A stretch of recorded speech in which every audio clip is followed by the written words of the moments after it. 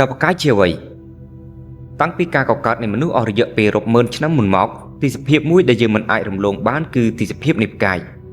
តាំងពីវ័យកុមាររហូតដល់វ័យចំណាស់មនុស្សភាគច្រើនហាក់បីដូចជាមិនចេះធុញទ្រាំជាមួយនឹងទីសភាពធម្មជាតិពេលយប់មួយនេះគេនិទានវានៅក្នុងរឿងនិទាននៅក្នុងសំណេរនៅក្នុងវិទ្យាសាស្ត្រនៅក្នុងជំនឿគេប្រើប្រាស់វាសម្រាប់ដំរីនៅពេលកិច្ចនាវាឆ្លងកាត់មហាសមុទ្រ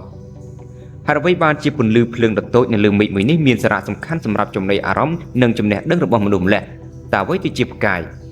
មានផ្កាយរពន្ធនៅលើផ្ទៃមេឃដែលមានពន្លឺគ្រប់គ្រាន់សម្រាប់ការពិនិត្យដោយភ្នែកទទេពីផែនដីបើអ្នករស់នៅកន្លែងដែលមិនមានការរំខានដោយអគ្គិសនីនៅក្នុងកាឡាក់ស៊ី Milky Way ឬ Milky Way Galaxy មានផ្កាយរាប់រយលានទៀតដែលកំពុងតាំងទីលំនៅផ្កាយដែលនៅជិតយើងជាងគេគឺព្រះអាទិត្យទាំងនេះហើយគឺជាការលើកឡើងពីគេហទំព័រ sourceCode.com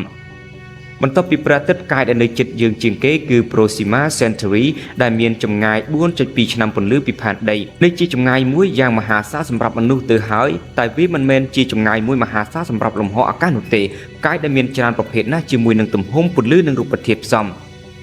ផ្កាយគឺជាតំបន់ដ៏ធំហិមាមួយផ្សំពីឧស្ម័នផ្សេងៗដែលអាចទ្រទ្រង់ចំហេះគុំចូលគ្នាដោយទំនិញរបស់ខ្លួនវាផ្ទាល់ធម្មពលរបស់វាត្រូវបានទាញយកបាននៅពេលដែលទំនិញរបស់ខ្លួនវារុញអាតូមឧស្ម័នចូលគ្នាយ៉ាងណែននេះមានន័យថាទំនិញរបស់ផ្កាយជាពិសេសព្រះអាទិត្យនឹងរុញអាតូមរបស់ឧស្ម័នអ៊ីដ្រូសែនឲ្យចូលគ្នាតាមលំនាំ fusion ដែលបង្កើតឲ្យមានពន្លឺនិងកម្ដៅនិងរួចមកជាអាតូមអេលីយ៉ូមផ្កាយមួយអាចមានស្ថិរភាពបានគឺនៅពេលដែលកម្លាំងសម្ពាធដែលរុញខ្លួនរបស់វាចេញមានភាពស្មើគ្នាជាមួយនឹងកម្លាំងទំនាញដែលខ្លួនវាទាញចូលក្នុង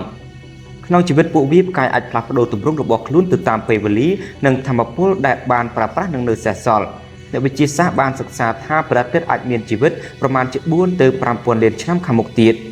រូបធាតុទាំងឡាយដែលមាននៅលើផែនដីនិងភពដទៃទៀតត្រូវបានគេកំណត់ថាមានដើមកំណើតមកពីផ្កាយដែលមាននិងធ្លាប់មាននៅក្នុងលំហ